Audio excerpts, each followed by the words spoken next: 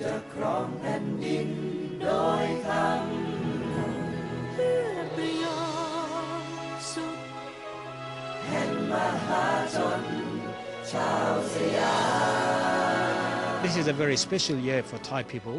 This is the 70th anniversary celebration of His Majesty the King's accession to the throne. So therefore, I would like to invite all of us, especially Buddhists, to commemorate this anniversary with the practice of the Dhamma, as His Majesty the King is a role model of how to be a good Buddhist. So use that Dhamma Raja as a model for us to celebrate this very special year together with His Majesty the King.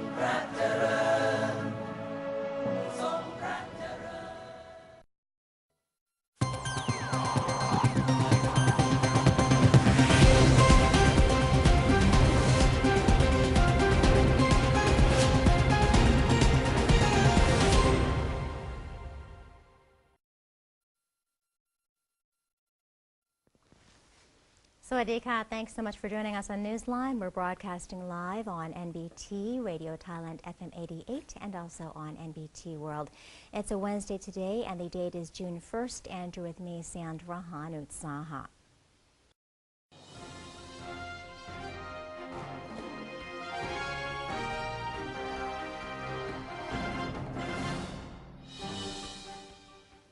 We'll begin the show today with a segment called Thailand Moves Forward, and in our first story, the Prime Minister spoke with Singapore's Deputy Prime Minister about expanding bilateral cooperation, especially in terms of counter-terrorism and education.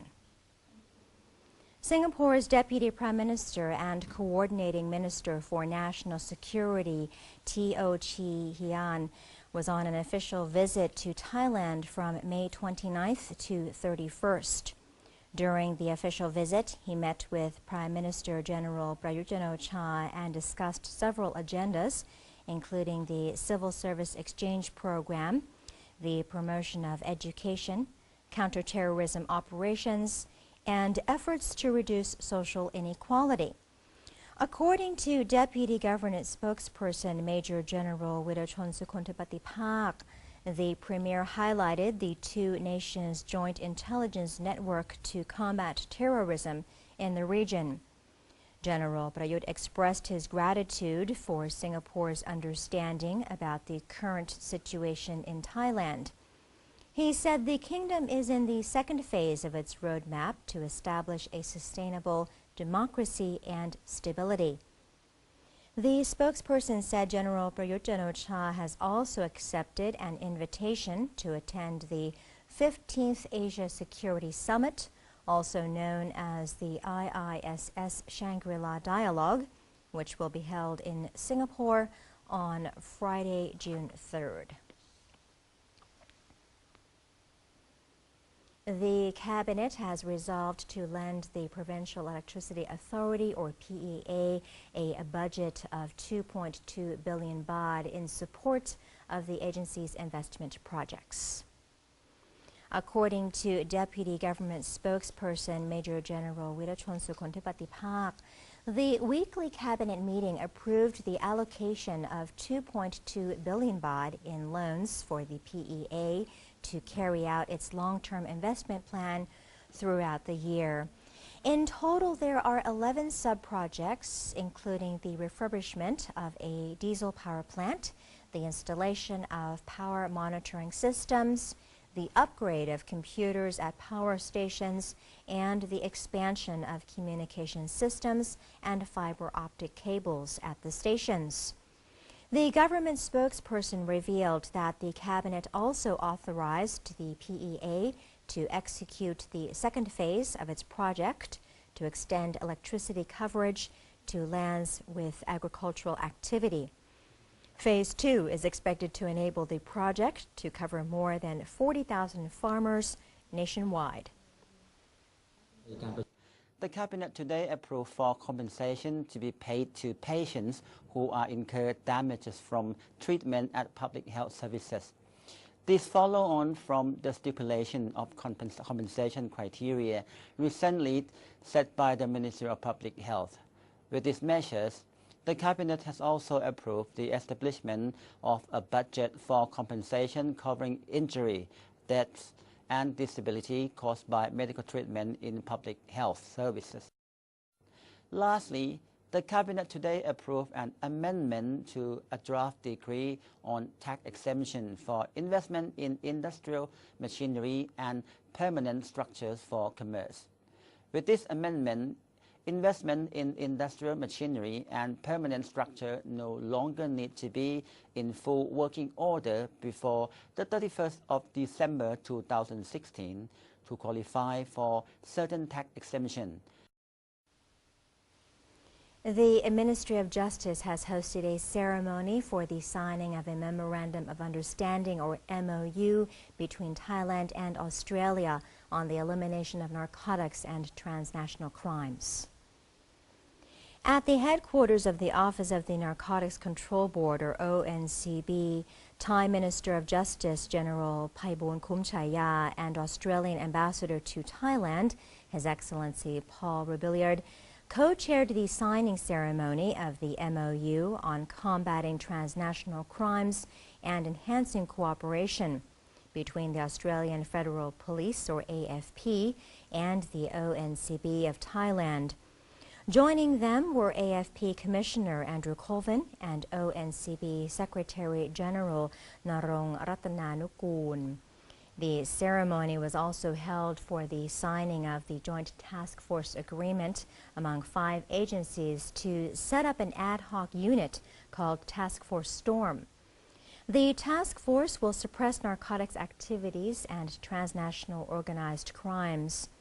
The unit is expected to facilitate the exchange of knowledge and intelligence among the 5 signatory agencies.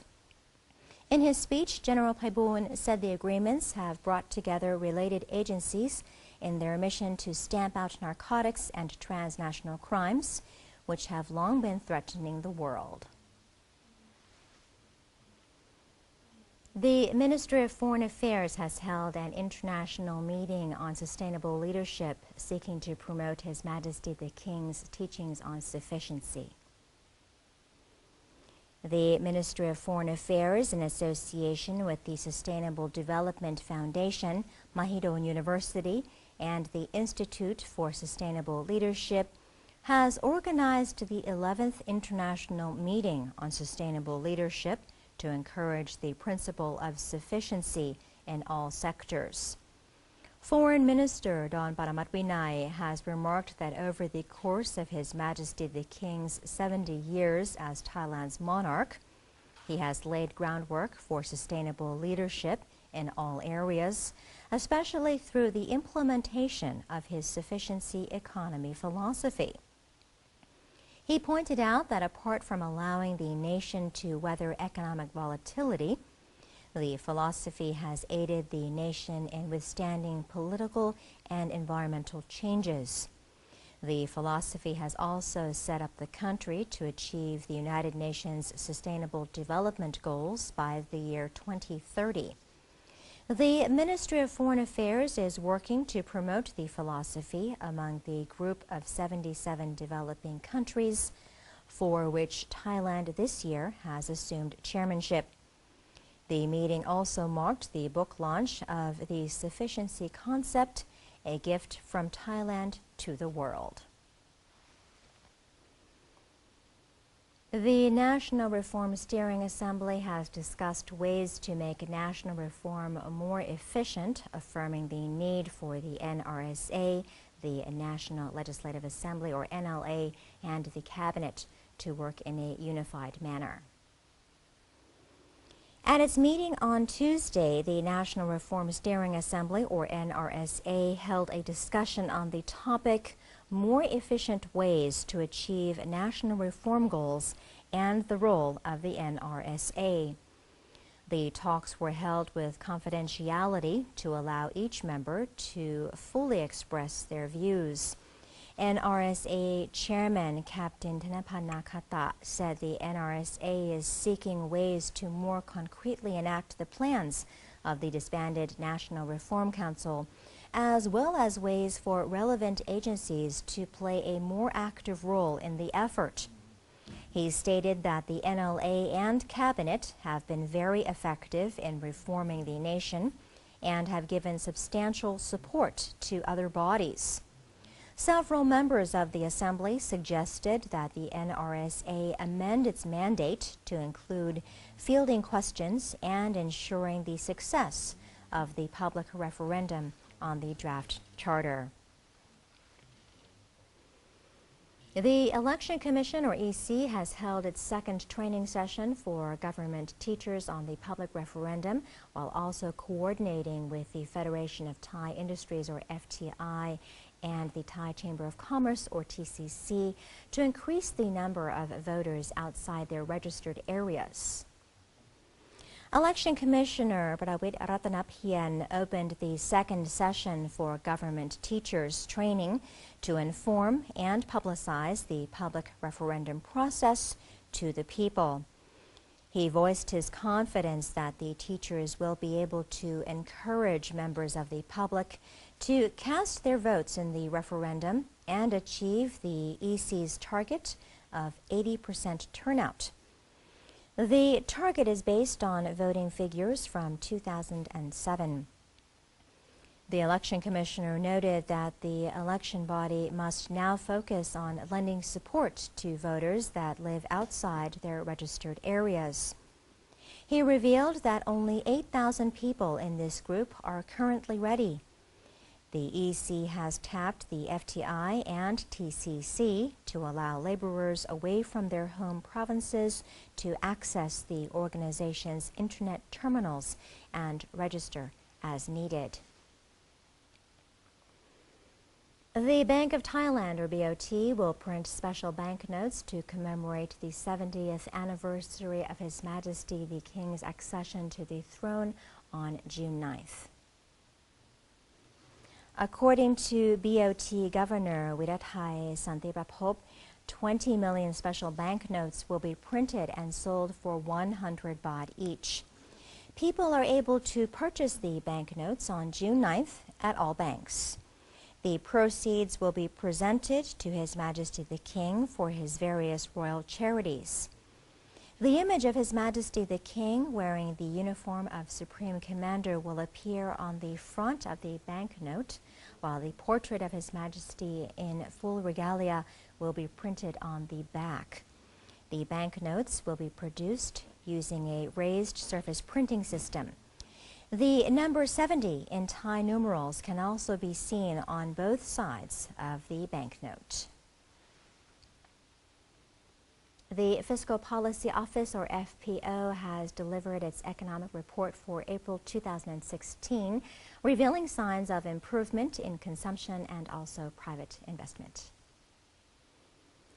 FPO Director Grisada Tina Wicharana said the report indicated higher private consumption due to a 2.5% growth in VAT revenue.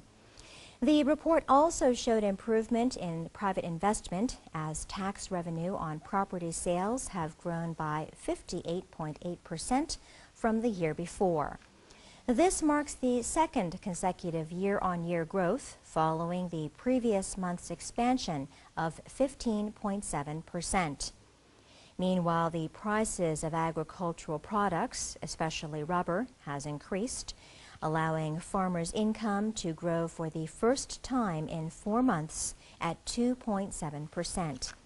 However, Mr. Grisada cautioned that the Consumer Confidence Index for the overall economy has dropped to 61.5, stoking concerns of weak purchasing power due to the perennial drought and volatility in the global economy.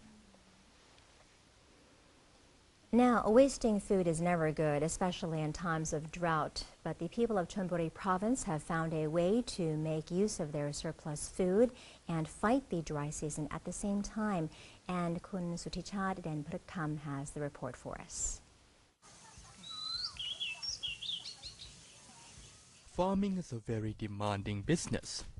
A farming's product that's ready for market need to be in perfect shape, perfect weight and perfect look. If even one of these attributes deviate from the ideal character, the product will usually be discarded. with water shortage now a serious issue. Such a practice seems wasteful.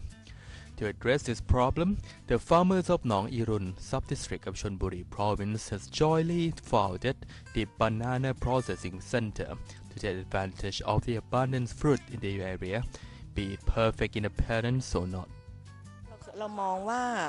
Many of us, farmers here, usually own plantations of banana, which are mostly small and not commercially productive individually.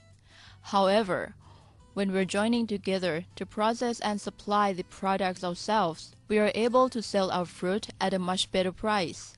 With the drought ongoing, many of us are not able to tend the farm as usual, and so this project has become very important for us. There are two major products crafted by the community's processing center. The first one is made from the fully ripened bananas, which are hand-whipped with coconut milk into a delicious cream. This creamy mixture is then stirred over far till its natural sugar caramelized, creating a paste that becomes a smooth banana toffee. Being made so simply with banana and cream, the treat has a distinct purplish appearance and preserves the natural fragrance of the ripe banana. To many, it's irresistible. Meanwhile, fruit that is in good shape and not overly measured is made into the group's signature sun-dried banana.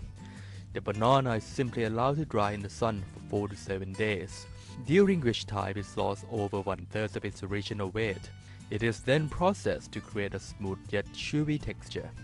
Some banana of inconsistent surface and compromised appearance are fried rather than be discarded, which turned them into a popular festival treat.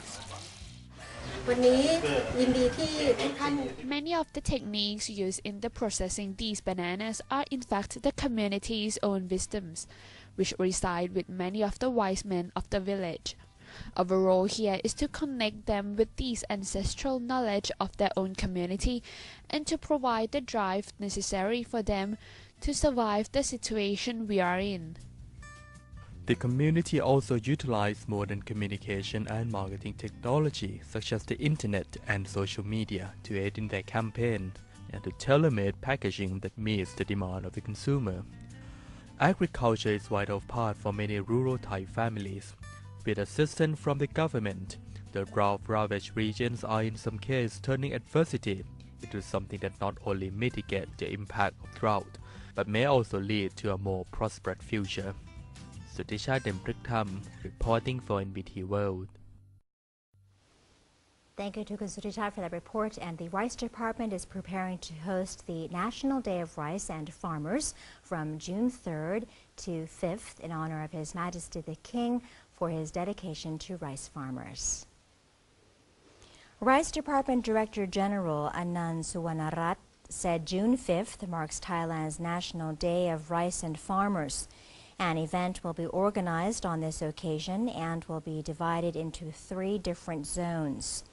The first zone will be an exhibition about the efforts of His Majesty the King and other members of the royal family in the development of Thai rice.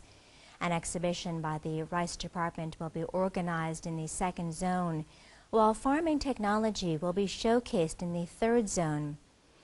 The event will run from June 3rd to 5th at the Rice Department. Similar events will be held in the provinces of Lampang, Nakhon Ratchasima, and Nakhon Si Thammarat.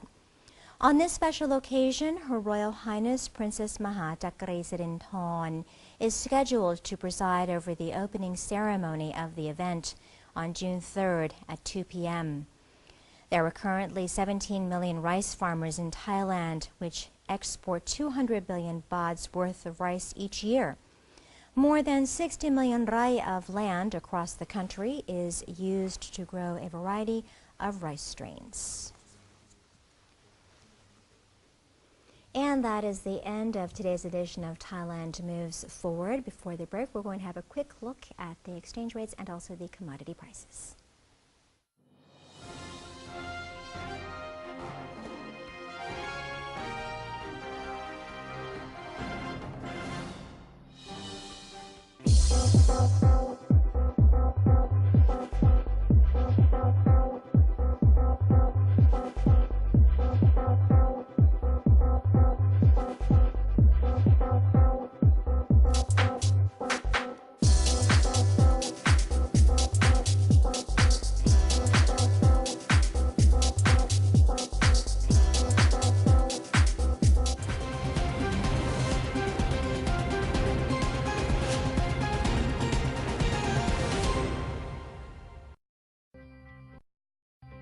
If the earth is your home, the ocean is theirs as well. Working together, the government and private sector can solve all the issues currently facing the Thai fishing industry. From legitimizing fishing operations to helping out our fellow fishermen and collaborating with international parties.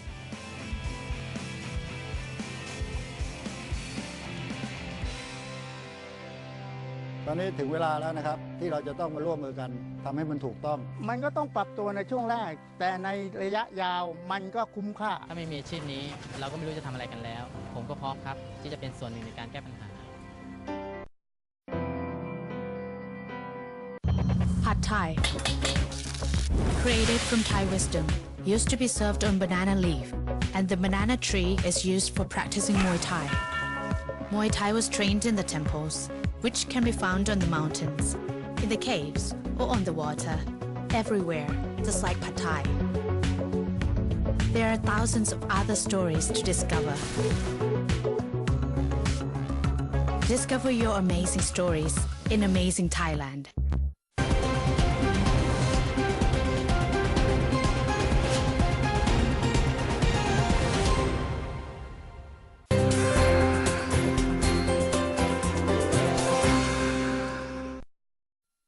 Welcome back. You're watching Newsline, and it's time for some ASEAN updates now. The Energy Committee of the National Legislative Assembly, or NLA, has held a seminar on energy development in the ASEAN Economic Community, or AEC. At the seminar, the committee discussed ways Thailand's energy development can better match the trajectory of the AEC. They pointed out the energy sector is in need of modernization and fairer competition. Committee Chairman General Sakon Sachanit said greater understanding must be fostered in the energy sector so that it may receive greater acceptance. He called for more freedom of competition in the petroleum industry, the lowering of energy logistics costs, and improvements for transnational energy alliances. Colonel Ampon Chupratum, the head of a body studying fossil fuels, pointed out that Thailand is over-reliant on fuel imports, a situation that has also weighed on its capabilities for energy development. He said the opening of the AEC has forced Thailand to adapt and called for the government to support competition in the sector by adjusting laws and setting a clear plan. The International Institute for Management Development, or IMD, has moved Thailand's competitiveness rank up to 28th out of 61 countries worldwide. Secretary General of the National Economic and Social Development Board, Parameti Wimonsiri, said the country's competitiveness moved up by 2 ranks to 28th, suggesting that Thailand still has strong economic foundations. He attributed the rank to the government's various stimulus measures and efforts to facilitate businesses, as well as Thailand's robust private sector. The government's efficiency has also improved due to regulatory adjustments in order to improve the private sector's competitiveness. This year, the IMD has ranked Hong Kong first, Switzerland second, and the USA third. The competitiveness of all countries in ASEAN except Thailand has declined. And that's all the time we have for this edition of Newsline. If you have any comments or suggestions, do feel free to email them to us at newsline.nbt@gmail.com. You can follow us on Facebook by typing in NNT, and have a look at our website at thainews.prd.go.th/en. Today we say goodbye with footage of Phlau Plen Park in Buriram Province, where more than 10 species of Siam tulips are on display. For Newsline, I'm Sandra Hanut Saha. Have a great day. Sawadee ka.